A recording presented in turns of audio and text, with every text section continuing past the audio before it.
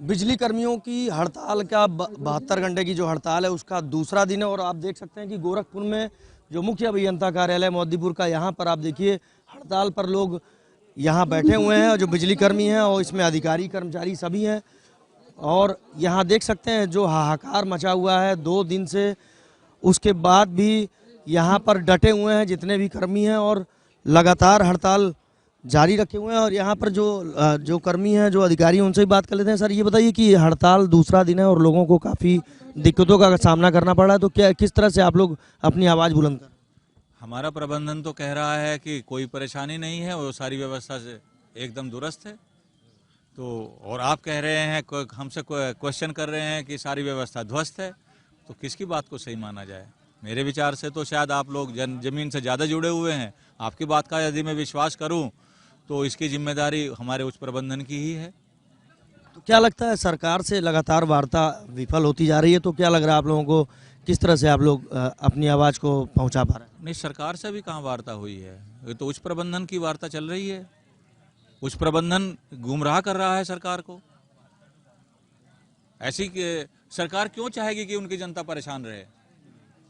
मुझे तो ऐसा नहीं लगता कि सरकार की ये पॉलिसी रही होगी कि वो उसकी जनता परेशान रहे। ये हो सकता है कि जो हमारे सरकार के नुमाइंदे या जो सरकार के कर्ता धर्ता यानी कि माननीय हमारे मुख्यमंत्री जी, उन तक सही बात ना पहुंचाई जा रही हो, इस बात की संभावना प्रबल है। हो सकता है कि उन्होंने जमीनी हकीकत अपने जनप्रतिनिधियों से जानने के बाद में कुछ निर्णय लें। हमें निर्णय की उम्मीद है और यहाँ भी कुछ लोग हैं, उनसे बात कर लेते हैं। ये बताइए, आप लोगों को कितनी उम्मीद लग रही है जो आंदोलन आप लोग कर रहे हैं दूसरा दिन लगा?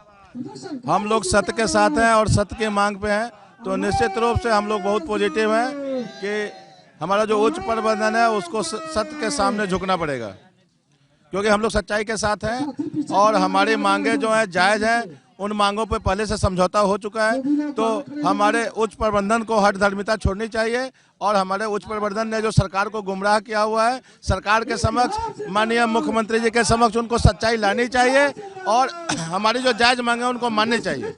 देखिए, जायज़ मांगे मानने की बात हो रही है, लेकिन क्या उम्मीद लग रही है? आप बताइए, क्या उम्मीद आप लोगों को लग रही है? और जो मांगे हैं, सरकार लगातार आप लोगों की मांगे मान नहीं? नहीं सर, हम बताना चाहेंगे आपको कि हमारा जो प्रबंधन है, प्रबंधन सरकार को गुमराह कर रहा है और माननीय मुख्यमंत्री जी को सच बताया नहीं जा रहा है।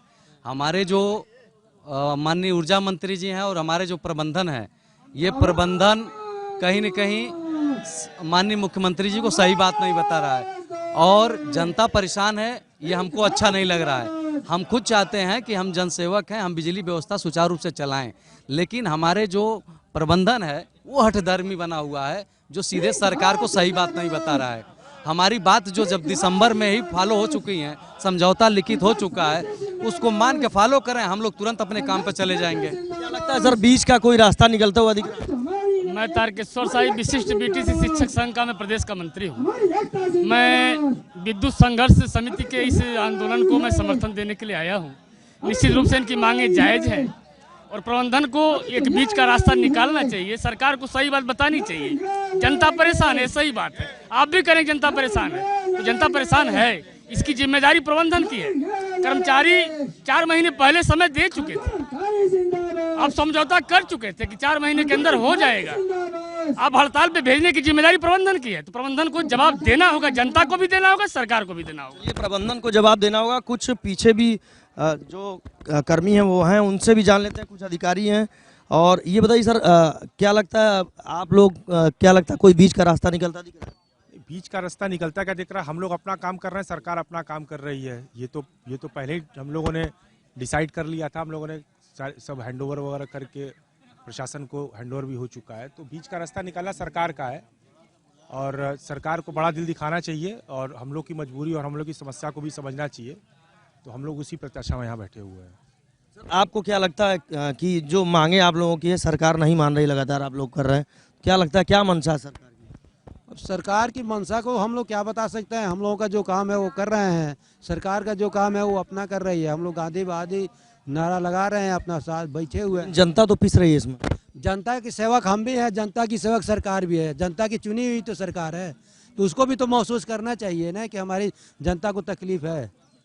भाई क्षेत्र के विधायक, क्षेत्र के बीडीसी सब लोग रिपोर्ट तो दे रहे होंगे ना, जनता में सरकार में तो सब लोग हैं, तो इसलिए सरकार के ऊपर ही डिपेंड करता है। हम लोग तो क्यों हम लोग किसी को चाहेंगे कि कोई तकलीफ में जाए रहे। चलिए, गेंद सरकार के पाले में जो कर्मी है उन्होंने डाल दिया। और कुछ पीछे की आपको इधर भी तस्वीर दिखा देते हैं। यहाँ देखिए जो आंदोलन कर्मी हैं, लगातार दूसरा दिन है और यहाँ पर देख सकते हैं आप, पीछे तक आपको तस्वीरें दिखाते हैं, ये आंदोलन करते हुए नजर आ रहे हैं। और जब तक, इनका कहना है कि जब तक इनकी मांगें नहीं मानी जाएंगी तब तक ये हड़ताल इसी तरह जारी रहेगी। और अब गेंद सरकार के पाले में है और देखना है कि इस पे निर्णय कब आता है और जनता को कब राहत मिलती है। विरोध हम लोग धरना प्रदर्शन कर रहे हैं और हड़ताल में कभी धरना नहीं दिया जाता, लेकिन हम इस नाते धरना दे रहे हैं कि हमारे ऊपर शासन से आरोप लगाया गया है कि संघर्ष समिति के जितने कर्मचारी हैं वो जाकर बिजली ब्रेकडाउन कर रहे हैं। इस नाते सभी कर्मचारियों को उन्होंने पूरे प्रदेश में सभी कर्मचारी जहां सभा पहले होती थी कार्य बहिष्कार में, वहीं सभा बैठक हम लोग कर रहे हैं और कहीं फील्ड में हम लोग नहीं घूम रहे हैं। इसके बाद भी बिजली अगर बंद हो रही है तो व्यवस्था की कहीं ना कहीं कमजोरी है और इस नाते हम लोग यहाँ धरना दे रहे हैं। अभी 72 घंटे में कल 10 बजे तक धरना चलता, इसी तरह चलता रहेगा और हम लोग कार्य हड़ताल पर रहेंगे। अच्छा, वार्ता विफल हो रही है, इसके साथ ही पब्लिक को भी काफी परेशानी। अब इसको तो जो भी हमारी हम वो सरकार हम ही चुनते हैं, सब लोग चुनते हैं, सरकार की जवाबदेही होनी चाहिए कि हम क्या व्यवस्था किए। अगर कोई काम नहीं कर रहा है तो उसके बदले हमने कैसे व्यवस्था की है और कैसे उन्होंने हामी भर ले कि मैं चला लूँगा, आप लोग हड़ताल करते रहिए, तो जवाब तो उनको देना चाहिए कि आप किस बेस पर आपने कहा कि आप लोग हड़ताल करिए, हम चलाएंगे। क्योंकि उन्होंने वार्ता किया था और वार्ता में उन्होंने ही सहमति दी थी। ये 15-14 सूत्री मांगों पर जो सहमति दी थी उन्होंने दी थी, हमने नहीं दी थी कि आपके 15 दिन के अंदर ये मांगें पूरी मान ली जाएगी। यार 115 दिन हो गए, अभी तक मांग पे एक भी मांगों पर इन्होंने कोई स्पष्टीकरण और कोई लेटर जारी नहीं किया है। करीब 13-14 उपभोग केंद्रों पर गोरखपुर में बिजली ठप है, कहीं फीडर भी बंद है। करीब हमको लग रहा है कि 22-23 ऐसे पावर हाउस हैं जहाँ सप्लाई बाधित है। अभी जो जनता को परेशानी हो रही है तो आप लोग क्या, देखिए जनता के बीच में हम भी हैं, हमारे रिश्तेदार भी कहीं ना कहीं, हमारे घर पे बिजली नहीं है और 2 दिन से बिजली नहीं है। सब लोग इसका भुगत रहे हैं कि इसको सरकार को, चाहे जो भी बैठा हुआ व्यवस्थापक को सोचना चाहिए ना कि अगर हड़ताल पर जाए कि हमको क्या किस व्यवस्था के तहत तो हम ही, यही तो मैं कह रहा हूँ कि जब आप काम भी नहीं करना देने चाह रहे हैं, कोई बात भी नहीं करना चाहते हैं, कहीं नहीं आपकी स्वाभाविकता है कि जनता परेशान होगी, हमारे विरुद्ध करेंगे और अपने आप को वो सही बने रहेंगे। इसलिए मैं फिर से अपील करूंगा माननीय मुख्यमंत्री जी के, हम लोग क्षेत्र से आते हैं, माननीय मुख्यमंत्री सही तरीके से इसको संज्ञान में लाएं और जल्द से बैठ कर वार्ता करके, वार्ता से हर समस्या को सुलझाया जा सकता है। हम नहीं कह रहे हैं कि पूरी हमको आज ही दे दीजिए नहीं तो हम कल से हड़ताल, आप कुछ करिए तो आप माननीय मुख्यमंत्री जी कुछ कहेंगे कि हाँ ठीक है 1 हफ्ते या 20 दिन बाद ये लागू कर देंगे, 10 दिन बाद ये लागू कर देंगे, इसमें ये दिक्कतें आ रही हैं, बैठ कर बातचीत करने से समस्या का हल होता है। केवल हम नहीं सुनेंगे आप करिए तो इससे समस्या का हल नहीं होगा। गोरखपुर में 900 कर्मचारी हैं जो हड़ताल पे हैं और 600-650 विद्युत संविदा कर्मी हैं जो हड़ताल पे हैं।